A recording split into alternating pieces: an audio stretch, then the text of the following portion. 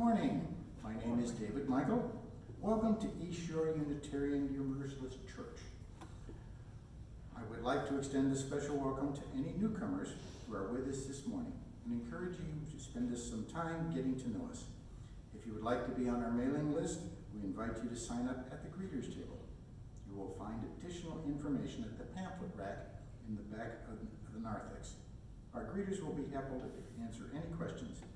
Please join us for coffee and polite conversation in the back of the sanctuary following the service. I welcome you to a church of reverence, where we stand in awe of the enormous potential of human nature and the wonder of nature all around us.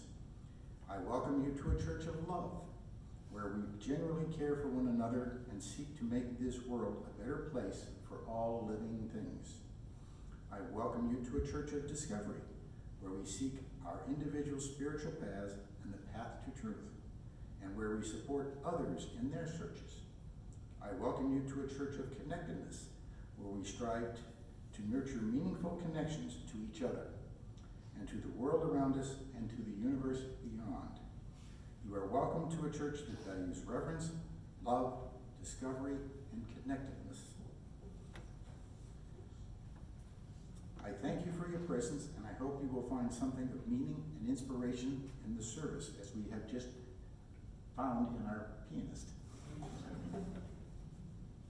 Good morning. Good morning. Our call to worship today are borrowed words written by Gretchen Haley. And it's a piece that she wrote called "For My Children Who Keep Asking Why We Have to Go to Church." Because there are not enough people telling you that you matter. Not because you are funny or smart or send me the best YouTube videos. You are loved. Even when you cannot get up on time or put your socks in, not beside the laundry basket, even when your temper gets away from you, and before we know it, the whole family is crying. We are sitting here in this circle on this morning so that you hear someone else say, "You are loved beyond belief." So that you feel from every direction you belong beyond your choosing. There is nothing you can do that would make you unworthy of love. That your life is precious. That each breath in and out, precious. We are here to learn how to hold this much love at the center of our beings, to let it be our greeting and our parting, to let it flow from our singing and connect us in our silence. We are here to practice showing up like it counts, because we count. To show up with courage and also humility. To remember we could be wrong about everything. To feel a part of something with consequence beyond the everyday patterns. To learn community and responsibility and to refuse despair, which, if you don't need it yet, you will someday. To see people choosing kindness and letting go, giving away every blessing we receive with gratitude. Friends, I invite you to join with us in worship today. Now please rise in body or spirit for our first hymn, number 351, "A Long, Long Way the Sea Winds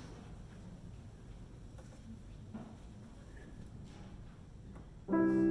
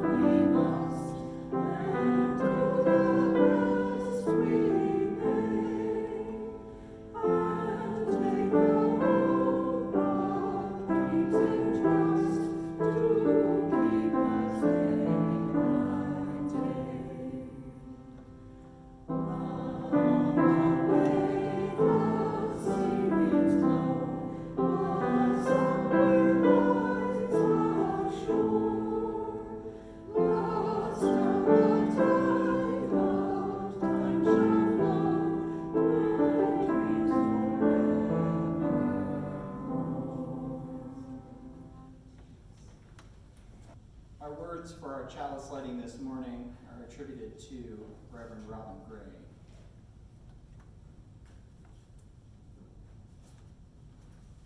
Day breaks on our gratitude for family and friends, for the freedom to find our own truth, for the company of those who gather here and the promises we offer to one another. Let the light of day bring the grace of faith into our lives. And now we look upon those moments in our lives that make us feel loved for no reason other than that we exist, as well as the challenges for which we have no answers. Often those things are placed in this book, which we find on a pedestal in the narthex. Today, we lift up that Bree is home, recuperating from gallbladder removal. Please keep her in your thoughts. Cards are very welcome.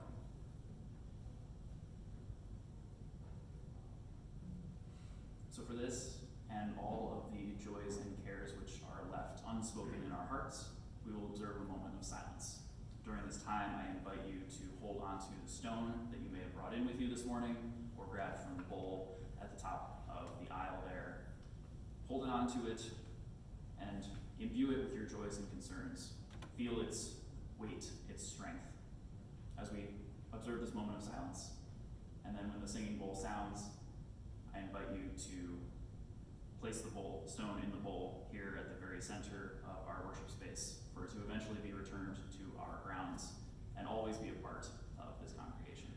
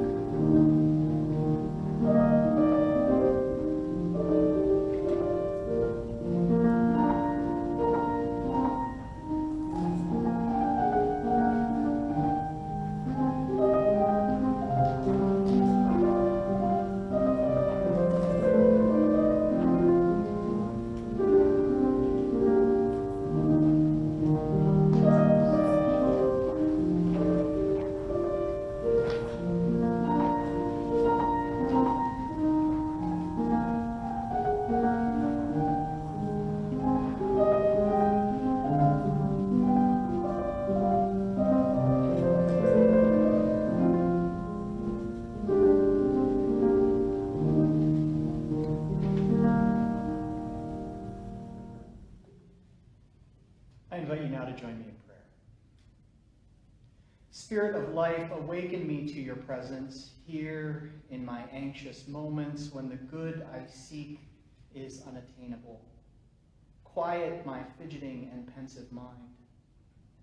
Let me feel your deeper truths as it arrives on a rhythm of my beating heart.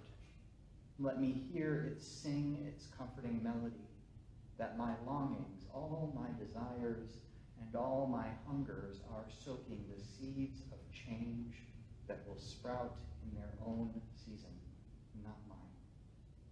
Teach me also to rejoice, knowing that my unfulfilled longings are, at this very moment, shaping who I am and who I am becoming.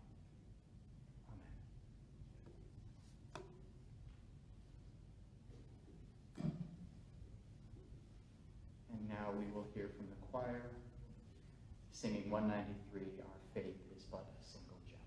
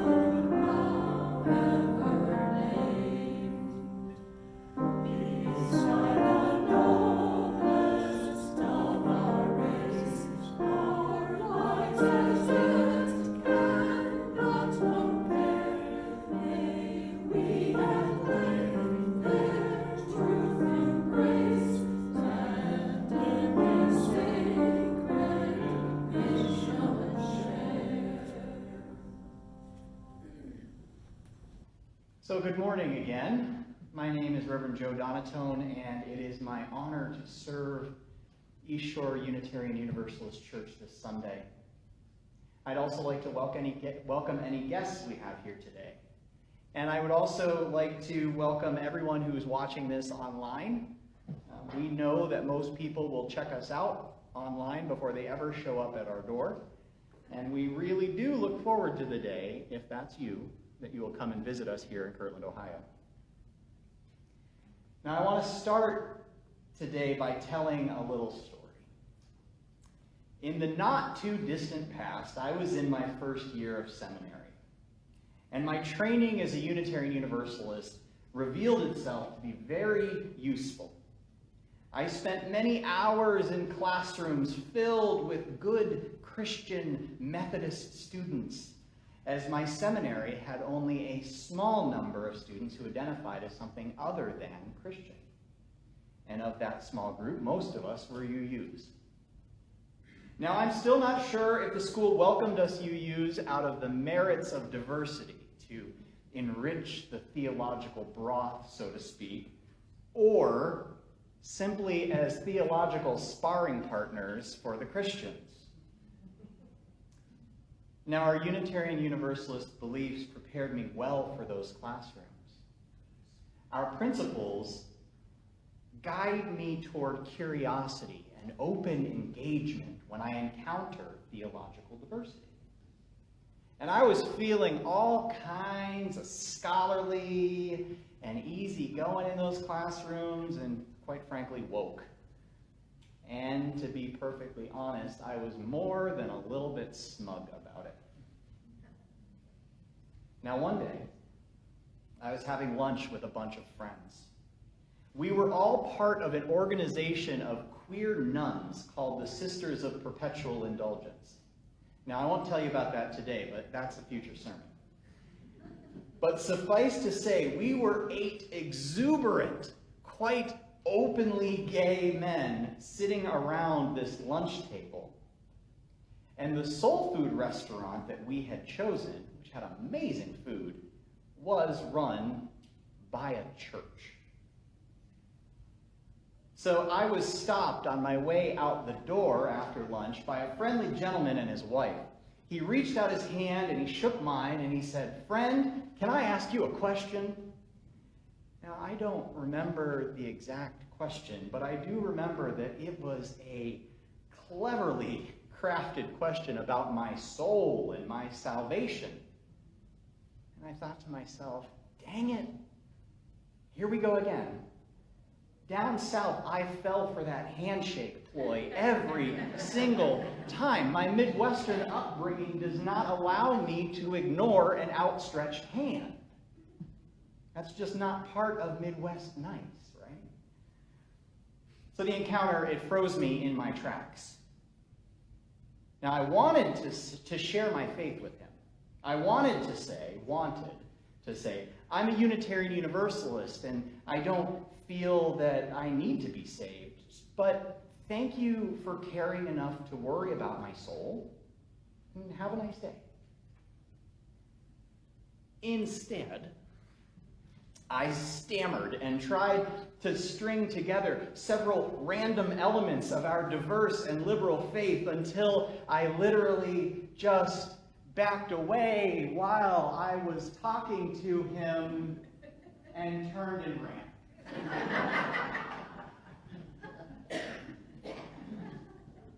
It was not my best moment.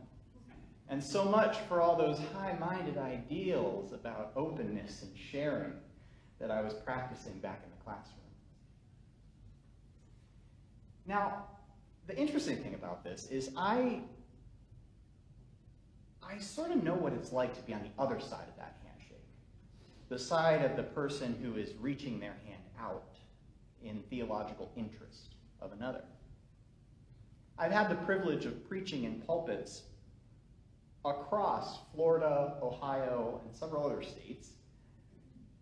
And far too often, I come out of the pulpit after the service and while having coffee and shaking hands with the members of whatever given congregation I was preaching at, I hear, "That was great, Rev, but maybe you could ease up on the God talk a little bit."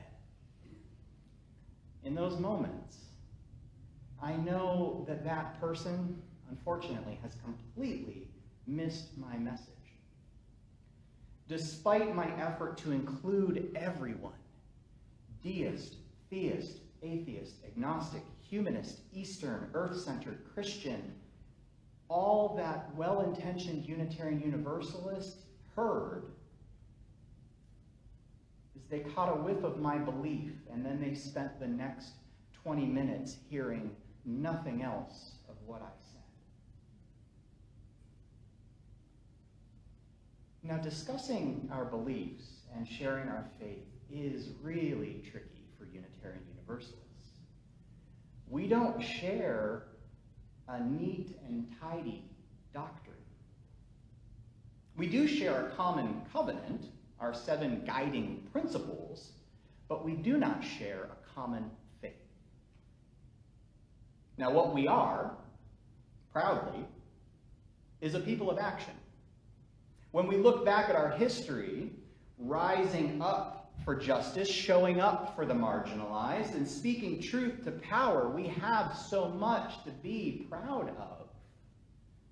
From the picket lines to the soup lines, we do the hard work of making change in the world. We get our hands dirty. We stand out in the blazing sun, sweating on protests.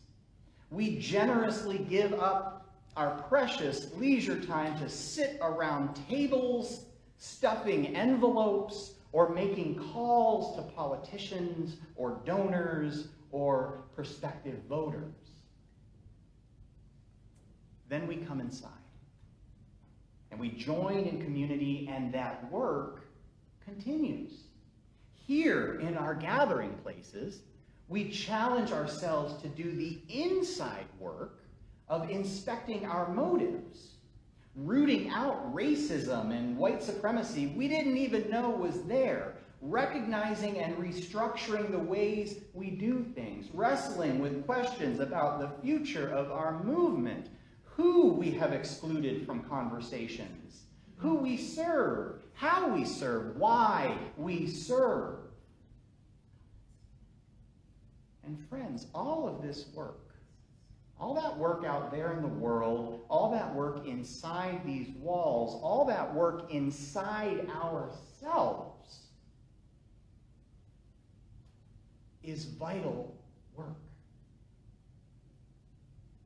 But friends, I regret to tell you that for some of us sitting here in the room today, that work is spiritually hollow. Now, I know, that one might have hurt a little bit. Might have landed pretty hard, but let me explain. We come down to this classic argument of faith and works. Faith versus works. And this faith-works debate is an old one. Before the emergence of liberal Christianity and before we UUs stepped away from Christianity altogether, most people were really concerned with salvation. They were worried about their souls, right?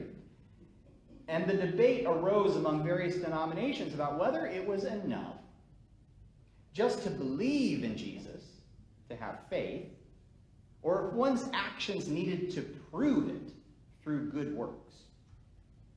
Now, oddly enough, our ancestors, the Unitarians and the Universalists, disagreed on this piece a little bit. So the Universalists believed in universal love, and so they did not believe in hell. So the good works part of this equation was optional. Everybody was going to heaven anyways. But they encouraged each other to live as though they were grateful for the gift of this love, of this universal salvation, and they believed that that gratitude would show in one's every action by default. Right? So the faith led to good works. The Unitarians, however, believed that good works were important. Faith in Jesus was the starting point, and good Unitarians were expected to further sanctify themselves through good works. So the debate, faith, works. Talk the talk, walk the walk. Now this debate reaches back to the very first century of Christianity. So 2,000 years the Christians have been arguing this piece. And we know this through the Apostle James' account in the Bible. So go with me here. It's going to be a little scripture. So this is from James chapter 2, verses 14 through 26. Faith without works is dead. This is where the argument gets its flesh. James writes, "What good is it, my brothers and sisters, if you say you have faith but do not have works? Can faith save you? If a brother or sister is naked and lacks daily food, and one of you says to them, 'Go in peace, keep warm and eat your fill,' and yet you do not supply their bodily needs, what is the good of that?" So faith, by itself, if it has no works, is dead. And later, in verse 26, he says, "Just as the body without the spirit is dead, faith without works is also dead." Now, I love the example that James gives there because that couldn't be more contemporary. We're still finding ourselves in these situations where we will talk about and issue a welcome. You know, everyone should have clothes. Everyone should be able to eat. Come, eat. And then we forget the other half of that, which is to put out the food, to buy the clothes, right? That still happens today. So James tells us that faith without works is dead. And I'm here to tell you that that relationship of faith and works, it's reciprocal. It works in both directions. Works without faith are hollow. So let me unpack this a little bit. Now, following Jesus' crucifixion, the Apostle James became the leader among these first century Christians. And the early Christian church had no central doctrine, and it was comprised of communities of believers scattered across the Roman Empire. Each was trying to figure out and follow the teachings of Jesus as best they could. In the scripture passage, James is responding to those challenges of the early church. And it was a church that was facing a time of painful growth and uncertainty. Remember, they're scattered, little pockets all over. So on the one hand, James found himself holding this wonderful message, Jesus' message of love and mercy. And on the other hand, he was holding the real-world challenges of independent groups of passionate believers scattered across the land. And James wanted to give these dispersed Christians practical guidance on living out the good news. It was great news. Love conquers death. Love reveals itself most clearly through faith, mercy, and deed. It's a good message. And for these early Christians, they couldn't just talk the talk. They had to take action and try to live up to the awesome example that Jesus set for them. But to do this, to really be like their Savior, like Jesus, they also needed to go out and spread the good news like he did, like James was also trying to do.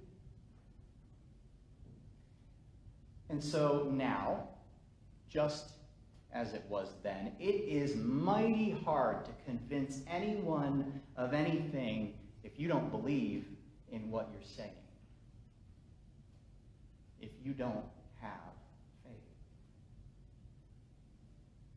Now, Unitarian Universalists aren't trying to convince anyone of anything. We aren't selling salvation. Now, 75% of us don't even believe we need salvation in the first place, and the other 25% can't agree on what that means or looks like. So that's not our bag, right? We aren't selling anything. But friends, we have something precious to share. Our movement represents something bigger than ourselves, something beautiful, something miraculous. Our movement represents transformation.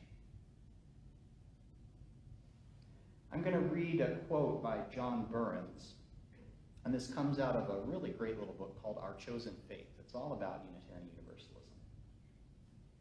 So listen to these words. Each of us has transforming moments.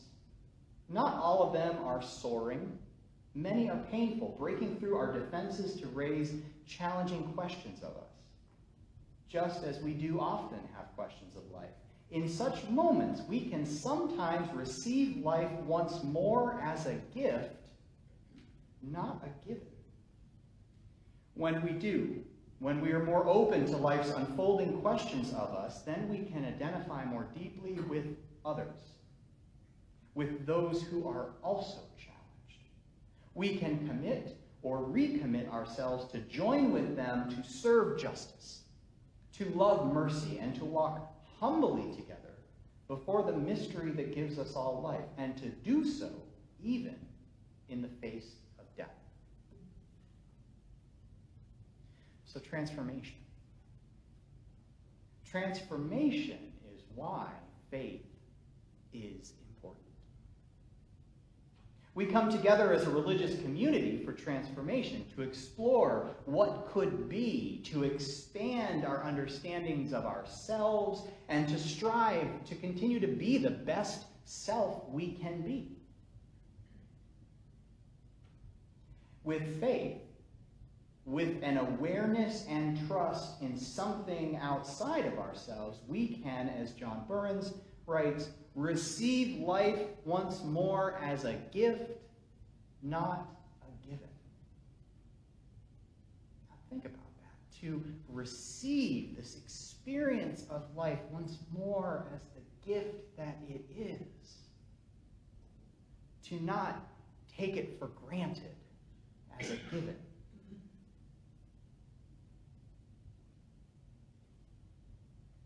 So, faith in what? Right? I have faith. It's my faith. It's not your faith and doesn't have to be your faith unless you choose to share in it. And I know that this sermon rides a very fine line in our liberal theology.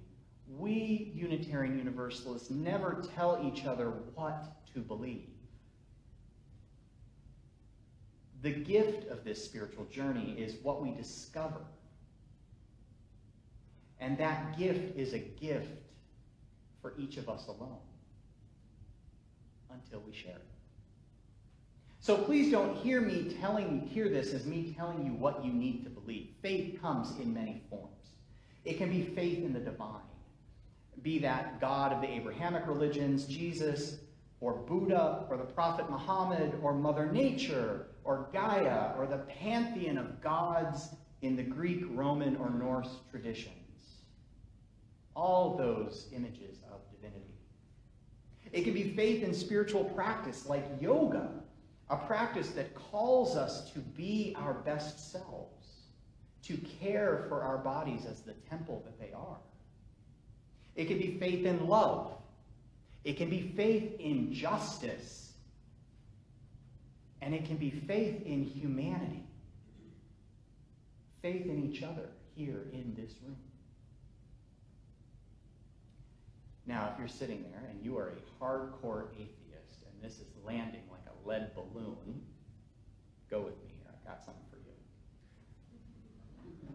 As you are all surely aware by now, I'm in recovery and I'm a member of a 12-step program.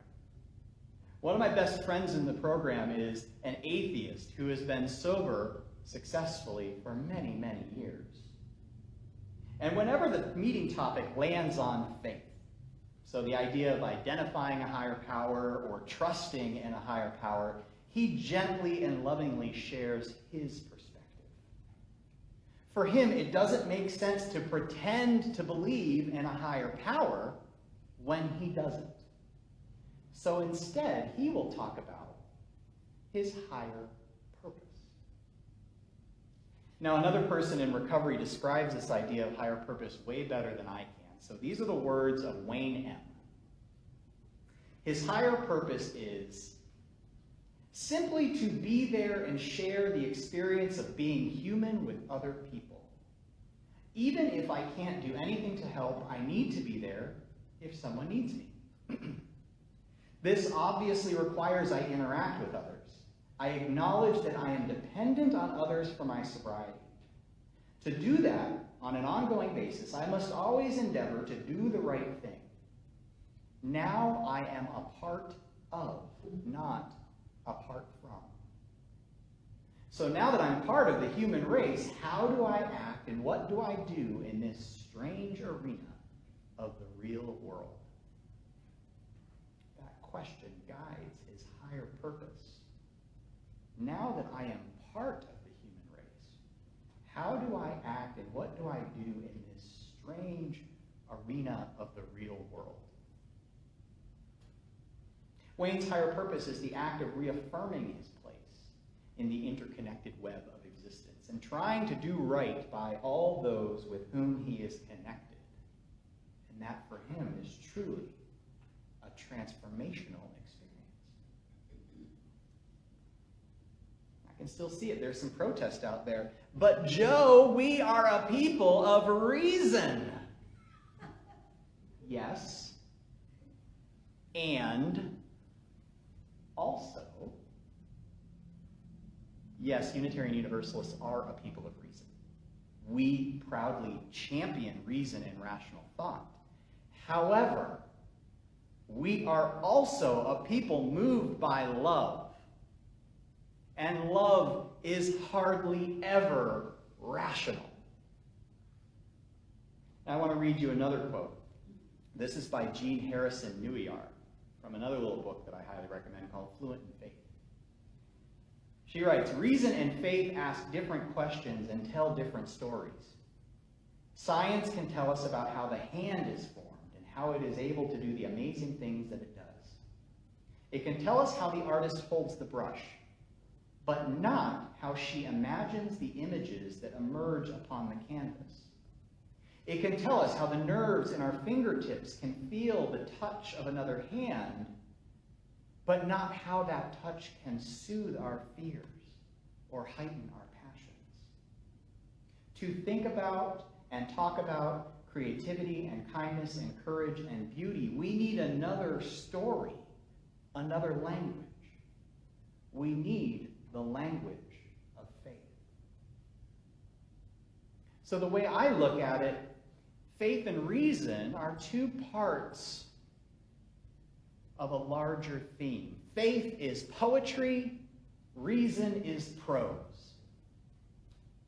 Now, faith, I'm going to tell you, is my favorite, like poetry is my favorite. But faith doesn't sit in the corner grumbling.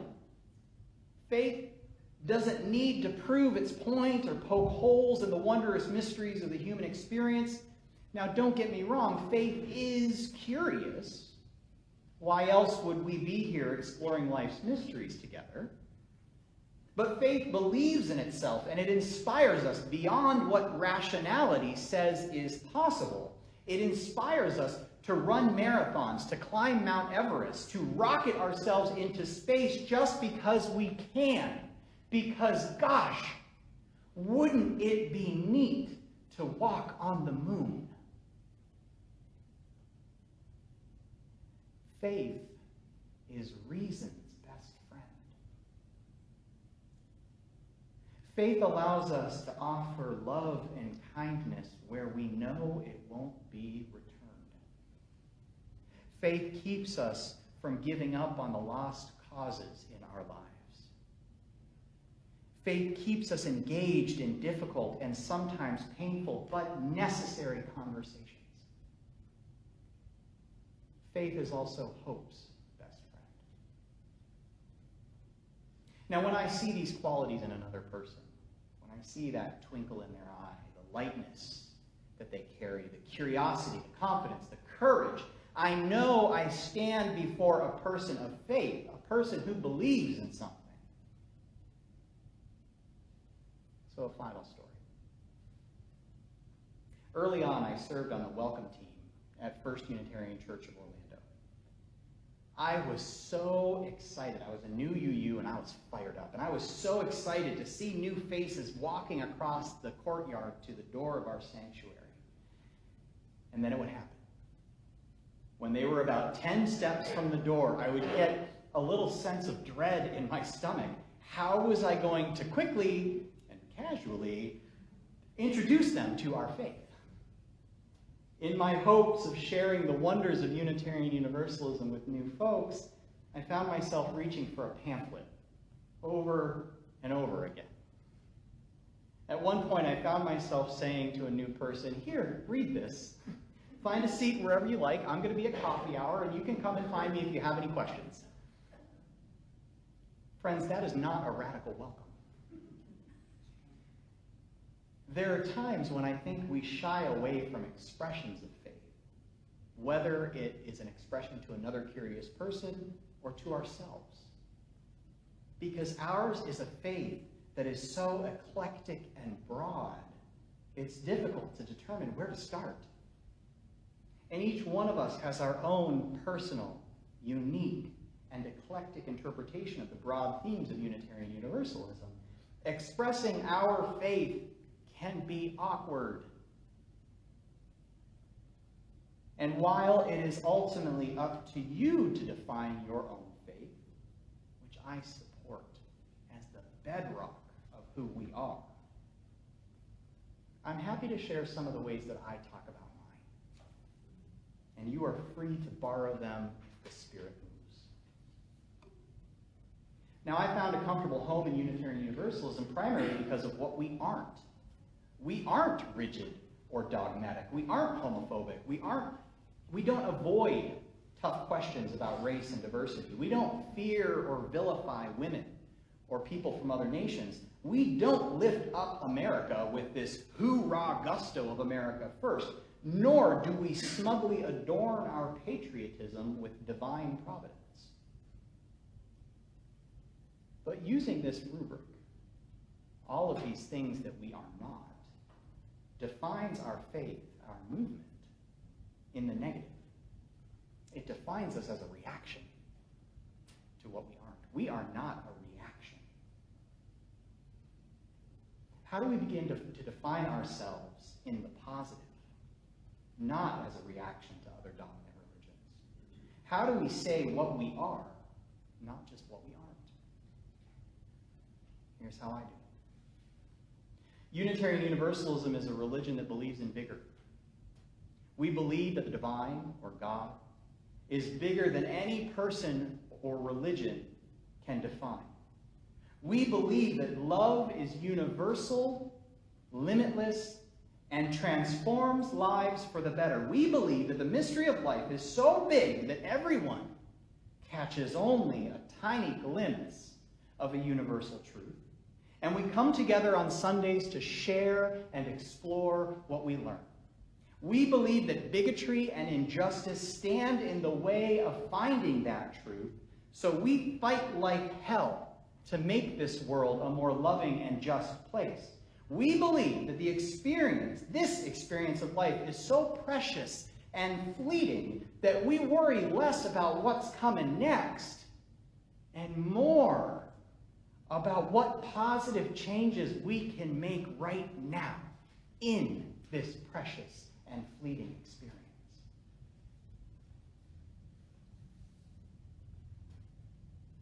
Friends, my faith, this Unitarian Universalist movement, it transformed me.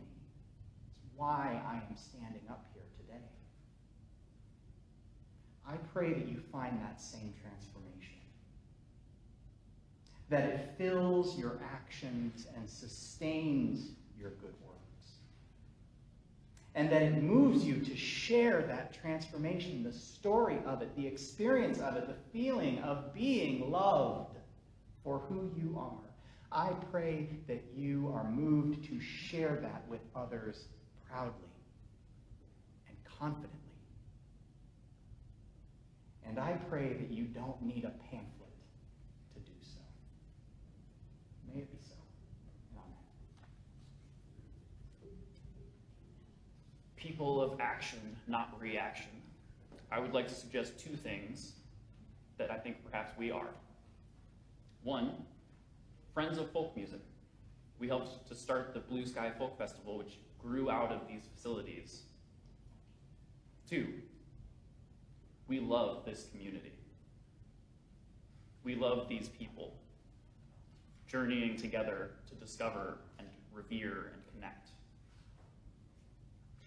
If you agree with me, then I invite you to put your finances where your faith is as we pass around these baskets. Please give as generously as you are able towards either the half that goes to the Northeast Ohio Music Heritage Association, the parent of the Blue Sky Folk Festival as well as the Lake Erie Folk Festival, or the half that stays here with us in this community and our mission to love, revere, discover, and connect. Unless if this is your first time here with us, in which case I invite you to let the basket pass you, because this is our gift to you. Thank you.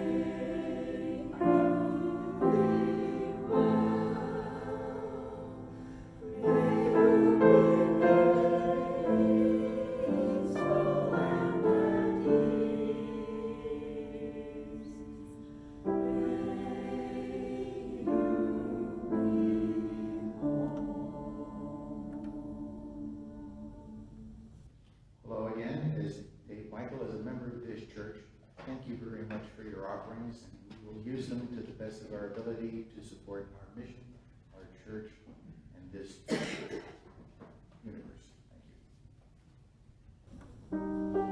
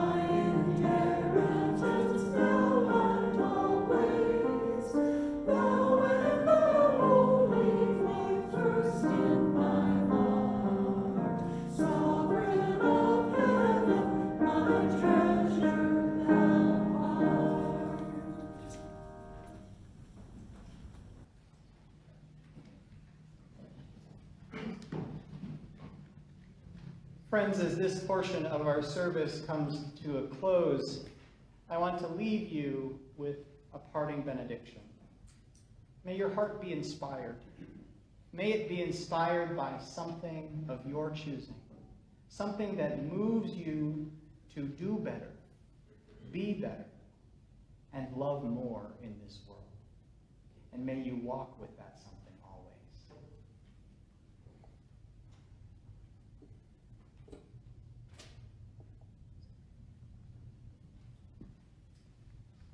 I invite you to stand as you are willing and able and join in our reciting our bond of union.